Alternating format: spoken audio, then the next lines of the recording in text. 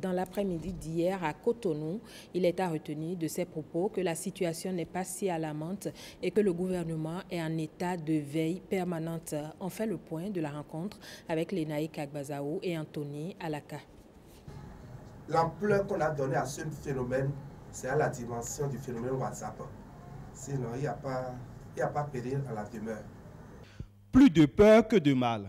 L'impact du prétendu empoisonnement du lac Toho s'est localisé dans un rayon d'1 kilomètre environ et ne s'est pas étendu au-delà. C'est ce qui ressort de ce point de presse du ministre de la Pêche. Des dispositions sont prises, cependant, pour une veille permanente et les centres de santé de la région concernée sont en alerte maximale. Gaston Dossoui revient sur les circonstances du drame.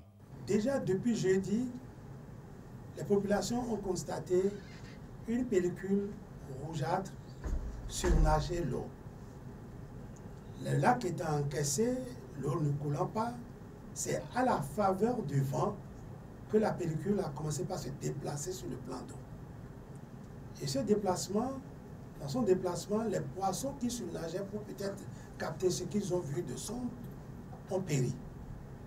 Progressivement, dans la journée de samedi, il y a eu beaucoup de collectes de poissons flottants. Les pêcheurs se sont agglutinés pour capter ce qu'ils appellent le don de Dieu. Face à cette question de santé publique, des mesures conservatoires ont été prises. Pour lancer des communiqués, pour faire des tables rondes, saisir les chefs de village qui sont dans les villages qui ceinturent le lac, pour identifier les femmes qui ont collecté du poisson ces 2 derniers jours afin de le leur arracher pour éviter les cas d'intoxication. Nous avons mis les centres de santé en alerte maximale. Les moindres cas suspectés devraient être référés dans des centres spéciaux pour éviter vraiment qu'on dise qu'il y a mort. Dans tous les cas, on a aussi demandé à ce que le plan d'eau ne soit plus navigué et que les pêcheurs traditionnels que nous avons là laissent l'eau au repos pendant au moins 2 semaines, quitte à ce que le danger puisse passer. À l'heure actuelle, il n'y a plus de morts de poissons constatées. Ils ont commencé par constater les mortalités de poissons le jeudi matin jusqu'au samedi.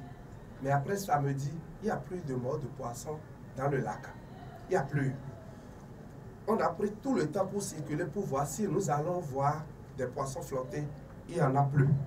Comme quoi, sous l'effet de la dilution, n'est-ce pas, de l'effet du produit, la dose, on ne dit pas que le produit n'est plus là, mais ce n'est plus à une dose létale où ça peut tuer les poissons. Le ministre de la Pêche a tenu à faire le distinguo entre le lac Toho, situé dans le Mono et sur lequel opère un seul exploitant avec une vingtaine d'enclos, et la lagune Toho, située dans l'Atlantique et sur laquelle opèrent plusieurs exploitants avec des cages flottantes. Le liquide flottant découvert à la surface du lac Toho serait un produit de synthèse. La confirmation est attendue des analyses de laboratoire. Le monde entier a célébré hier 22 mai la journée mondiale de la biodiversité. Cette année, les passionnés de la question ont décidé de passer au peigne fin les 25 ans d'actions menées pour la préservation de la biodiversité. Le Bénin accompagne cette journée par une semaine de biodiversité et de recherche forestière. Jean-Claude James et Bénédicte Bossou pour le point. Biodiversité ou diversité de la vie sur la Terre, nous sommes dans l'univers des micro-organismes, des végétaux et animaux. Un univers indispensable à tout être vivant, mais qui est fortement menacé à cause des actions humaines. Grâce à la conservation de la biodiversité, l'humanité dispose donc de l'eau, les sols se stabilisent, la résilience des écosystèmes et également les effets des changements climatiques sont assurés. En effet, les défis sont aujourd'hui nombreux et impressionnants face à la dégradation continue donc des ressources forestières et de la biodiversité.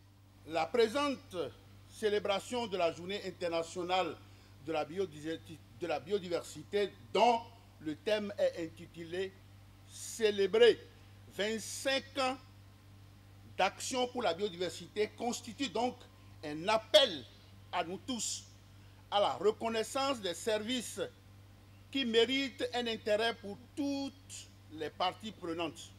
Aujourd'hui, la préservation de la biodiversité est plus que d'actualité au regard de l'humanité qui s'investit de plus en plus dans la modernité. Notre objectif est que, au-delà de toutes les infrastructures qui vont être installées, qui sont en cours d'être installées, de tous les investissements qui se font dans le domaine du PAG, Programme d'action du gouvernement, la préservation de la biodiversité soit pour nous une préoccupation permanente sur laquelle nous construisons un avenir axé sur le développement durable. Au Bénin, cette célébration s'étend sur une semaine afin de permettre à la population de comprendre l'importance de la biodiversité et d'apprécier toutes les merveilles qui peuvent en découler. Le 30e congrès de l'Association internationale de pédagogie universitaire, entendez AIPU, se tient à Cotonou depuis lundi. Cette rencontre des universitaires a pour objectif de contribuer à l'amélioration de la pédagogie de l'enseignement supérieur dans une perspective de collaboration. Le compte rendu de la cérémonie d'ouverture avec Enoch Mpati et Yves Agodopessi. L'enseignement supérieur et sa pertinence aujourd'hui. C'est autour de ce thème que se déroulent les travaux du 30e congrès de l'Association internationale de pédagogie universitaire. L'objectif visé pour ce congrès, c'est que nous ne pouvons plus faire de l'enseignement sans regarder les préoccupations de nos sociétés. Que faire pour que l'insertion professionnelle de la jeunesse ne soit plus une casse-tête pour nos sociétés? Nous aurons à nous interroger. Plus de 300 participants venus de 15 pays sont présents à ce rendez-vous d'échange et de partage d'expériences. Notre congrès constitue un événement sans précédent à Cotonou dans le sens où il viendrait exaucer un vœu. Le vœu du fondateur de notre association, Feu Jean de Mal, et qui est d'organiser le congrès de l'AIPU dans un pays subsaharien. Hommage à ce grand homme. Durant 4 jours, l'université d'Abomey-Calavi sera le lieu de nouveau départ pour l'enseignement supérieur avec au menu 160 communications. Les enjeux de ce siècle exigent que nos universités soient plus proches de nos sociétés et œuvrent à répondre à leurs besoins de développement durable. Notre université attend beaucoup de vos travaux, car vos réflexions apporteront sans doute des clés pour mieux appréhender les méthodologies d'enseignement-apprentissage permettant d'aller vers des solutions durables dans le contexte actuel de dérèglement des mœurs et de déréglementation générale des tendances classiques qu'on prenait pour acquises. Est attendue au sortir de ces assises de Cotonou l'élection du nouveau président de l'Association internationale de pédagogie universitaire AIPU. La société Soka Bénin a présenté au public 3 produits électroménagers. La cérémonie a eu lieu vendredi dans le nouveau showroom de la marque LG, situé sur l'avenue Stemez à Cotonou. Suivant le public reportage que nous présentent Prudence Aïssor et Daniel Ada. Le voici, le LG OLED. Un poste téléviseur ultra intelligent. Avec ses 2 mm d'épaisseur, un design parfait et une fonctionnalité 4K, l'image ne fait plus qu'un avec votre mieux. Nos téléviseurs LG OLED 4K ou signature n'ont aucun rivaux en termes de finesse et de qualité audiovisuelle. La marque sud-coréenne, leader mondial en appareils électroménagers, commercialise également des réfrigérateurs connectés. Des réfrigérateurs de type américain qui allient grande capacité et modernité. Les réfrigérateurs inverteurs instantanés permettent à leurs propriétaires de contempler le contenu d'un simple geste. Le LG TunesWash est une machine à laver atypique dotée de la technologie TurboWash. Entendez lavage rapide. Nous vous donnons la possibilité, avec ce TunesWash, de faire 2 lavages en même temps. Vous avez ici ce qu'on appelle le top load de 3,5 kg où vous pouvez mettre vos habits lésés Et vous avez en haut ce qu'on appelle le front load. Et cette machine est appelée twin wash. Vous avez la possibilité de faire 2 lavages en même temps pour gagner du temps. Pour nous qui bougeons un tout petit peu et qui avons vu des choses ailleurs, on est impressionné plutôt de les retrouver ici, que ce soit en termes de postes téléviseurs révolutionnaires ou en termes de machines à laver, en termes d'électroménager tout simplement. Donc c'est pour dire que LG a fait bien fort et je comprends pourquoi est-ce qu'ils ont décidé de mettre en place ce nouveau showroom au niveau de l'avenue Stémez. Soka Bénin SA, représentante exclusive de la marque LG au Bénin, commercialise aussi bien les appareils électroménagers que des appareils automobiles. Elle entend, à travers cette sortie, révolutionner l'univers domotique béninois. Dans le cadre de la conférence JCI Afrique Moyen-Orient qui se tient au Bénin, les membres de l'organisation ont tenu plusieurs activités, des activités d'utilité sociale qui ont trait à la salubrité et à la sécurité routière. Blaise Adankpo et Wenceslas Awaimon pour les détails. Le nettoyage des rues est la première activité de la matinée de ce samedi. Les membres de la Jeune Chambre internationale du Bénin et d'autres pays d'Afrique et du Moyen-Orient rendent le cadre de vie propre. Ici, ce qu'on fait, c'est en fait un try-out. Ouais. On essaie d'organiser les choses pour que ça peut se produire après plus facilement. Profitons d'ailleurs de la présence d'une forte délégation actuellement au Bénin et qui venant de plusieurs pays pour pouvoir donner ce coup d'envoi afin de sensibiliser, je dirais, la population béninoise en général et celle de Cotonou en particulier. Désormais, les riverains pourront déposer les déchets et autres ordures dans les poubelles installées sur le tronçon Kangezo-Kodiam. C'était pour faire dans d'une dizaine de poubelles à l'arrondissement, au 2e arrondissement, notamment sur le site que nous avons nettoyé. Cap est mis sur la préfecture. Ici, les membres de la JCI font don de 10 podiums. Ce geste vient en aide à la police républicaine pour réguler la circulation. Il est bienvenu que de tels podiums soient installés au niveau de nos carrefours pour permettre à nos policiers de réguler la circulation. Et notre fierté d'avoir participé aux côtés de la Jeune Chambre internationale Bénin à la réalisation de ce podium, qui sans nul doute joueront avec les agents policiers et volontaires leur rôle de prévention. Ce geste vient comme pour nous soulager la police républicaine, soulager la mairie, soulager l'ensemble de nos usagers. Il y aura d'ici quelques semaines une deuxième vague qui viendra et on fera également la réception et les mettre à la disposition de la police républicaine pour pouvoir les exposer au niveau des différents carrefours de la ville de Cotonou et de tout le Bénin en général. Ces différentes activités entrent dans le cadre de la conférence JCI Afrique Moyen-Orient. Elle a démarré le vendredi 9 mai dernier et a duré 4 jours. Célébration samedi des 70 ans d'existence du peuple d'Israël réuni dans la commune de Semekpodji. Le peuple d'Israël au Bénin s'est réjoui, occasion pour son consul de revenir sur les actions que mène l'État d'Israël au Bénin. Plus de précisions avec Ramatou Lawani et Ricardo Loïc-Kpeko. Agréé au Bénin depuis 12 ans, l'État d'Israël intervient dans plusieurs secteurs d'activité, notamment dans l'éducation et l'agriculture. À l'occasion de la célébration de ses 70 ans d'existence, le peuple d'Israël au Bénin s'est réuni sous l'égide du consul honoré d'Israël près le Bénin pour rendre grâce à Dieu et se réjouir. C'est une grande joie pour nous que l'État d'Israël fête ses 70 années.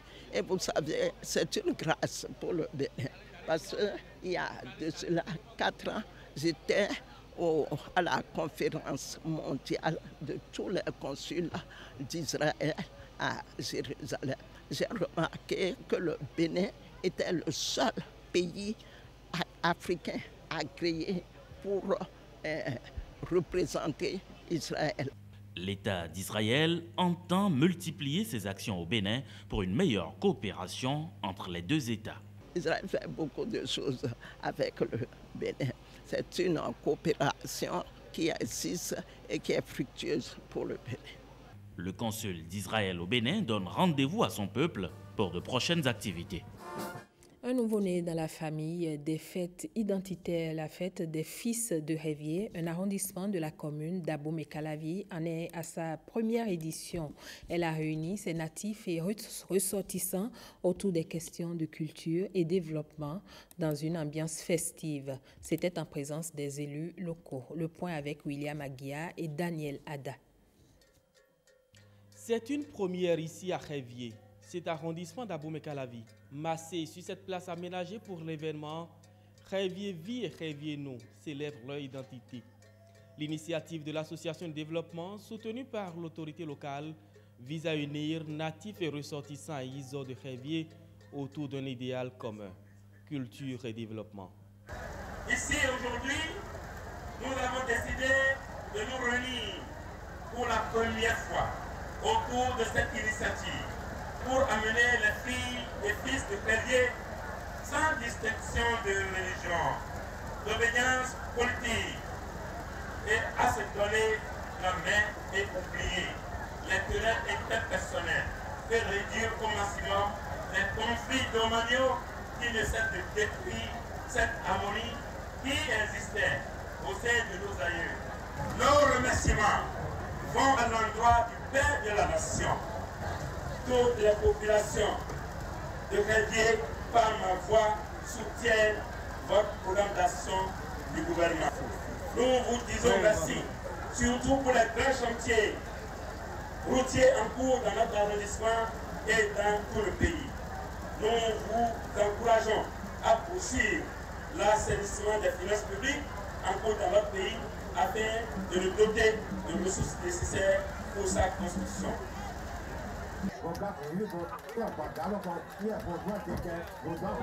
Au-delà de Révier, le maire d'Abomey-Calavi plaide pour une célébration commune des cultes et cultures de toute la localité. Abomey-Calavi est une mine de richesse qui mérite d'être comptée et valorisée. Un essai, c'est un coup de maître. Les fêtes, les identités culturelles, les identités locales n'empêchent pas que nous réfléchissions dans notre commune au choix d'une date et une unique date pour que tous les fils et filles de notre commune puissent commémorer une seule fête. Pour ce que nous venons de voir à Révier, c'est un essai, mais c'est un essai de maître. Je félicite la population de Révier et je vous demande de rester unis autour d'un même point de développement. Cette première édition de Révier est un défi relevé. L'autre qui attend toute cette génération est de perpétuer l'initiative pour que jamais ne retombe cet élan de vivre ensemble. Et voilà qui met un thème à cette édition. Mesdames, Messieurs, merci à vous de l'avoir suivi. Merci de votre fidélité. Très bonne suite des programmes sur l'ORTB.